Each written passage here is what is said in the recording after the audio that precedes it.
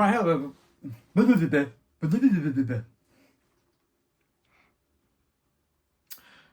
Hello everyone. I was asked by a subscriber how I made the aerials. There's a couple of ways of doing it. I don't use metal because you can poke your eye out. Some people use bristles from a broom. I don't really like that. I don't know why. I think I'm just broomist. So what I do is I make mine out of either Sprue, or you can buy plastic rod, which you can use on the same thing. And also you can, if you go on eBay, and I'll put a link in, don't explode. I'll put a link in on where you can buy this stretched plastic sprue already. They do it down to like 1 millimeter, which is what I've got on the Centurion, on the Challenger 2. Those aerials are really thin rod section. Okay, I didn't use them as stretched, but on the all the other tanks that I've got, it's stretch sprue.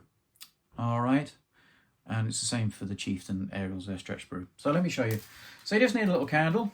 You don't use this to do stretch sprue, or else you'll end up with a burnt face. So fire. That was very dramatic for just lighting a candle, wasn't it? And then if you're using sprue, you just do this. You can do this like for any model making. Yeah. I mean, they sell for aeroplanes now specific lines and stuff for doing the rigging on an aeroplane, but this is how you used to do it in the old days. And you just gradually heat it over the flame.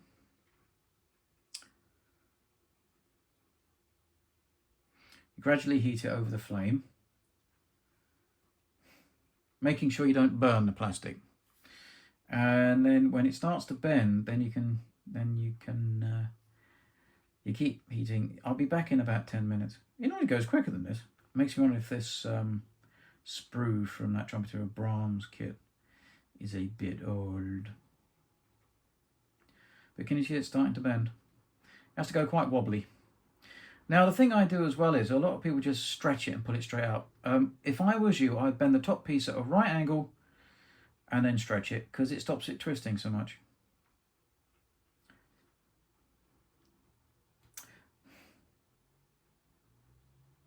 Wow. This is taking... Oh, no, here we go. Might have to cut this bit. Oh, I'll keep it in real time so then you know. Oh, there we go, it's all limp. There we go. It's got to get quite limp. And then you go from here and you pull it.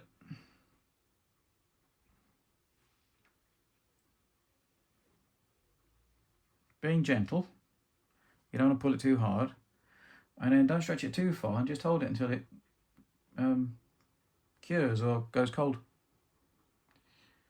But if you do it at this right angle like this, it should stay straight. If you pull it out straight, sometimes it whips. And you can do this to actually make applicators for super glue. All right. There we go. Let me get a knife. Hopefully I don't hit the camera. Ba-dink.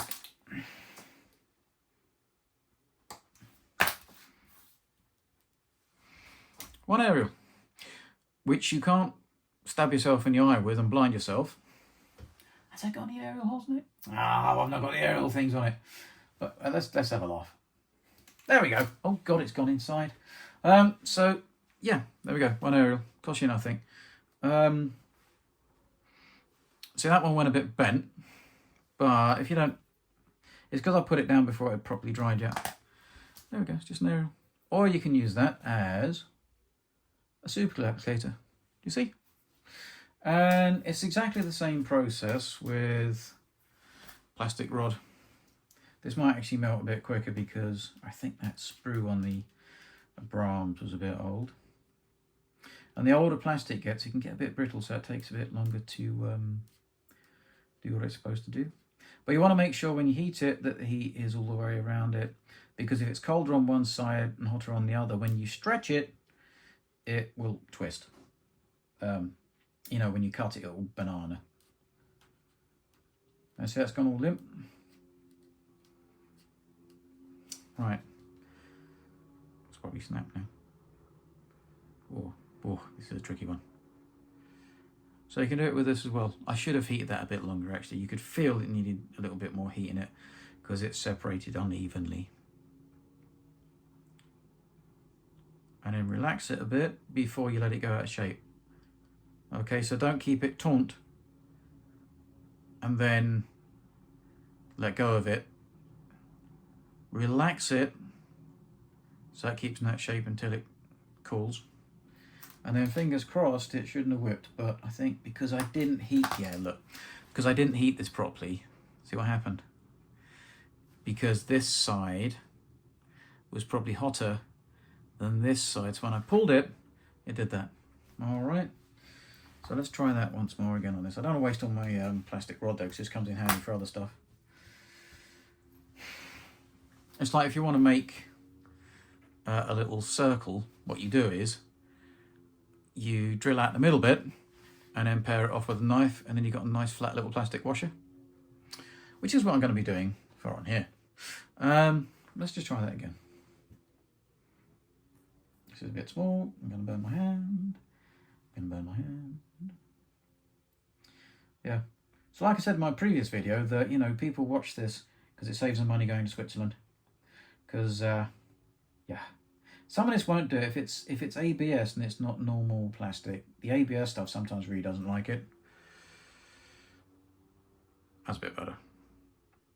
But you can feel it getting a bit taut straight away. And that's when it goes a bit bendy. So did you see that relax then? Happy birthday to me. This is probably going to bend back again. And it's a bit thick actually, this plastic, for making... Is that one better? Oh, that's a bit better. That's a bit better. So yeah, you can do it with rod. This is probably better for it. But like I say, you can use these. I mean, look at that. That would be quite a good applicator, wouldn't it? For probably chop that off and use that as one, actually. But yeah, so that's how you make aerials. All right, it's really simple. Works for all scales of model. Yeah.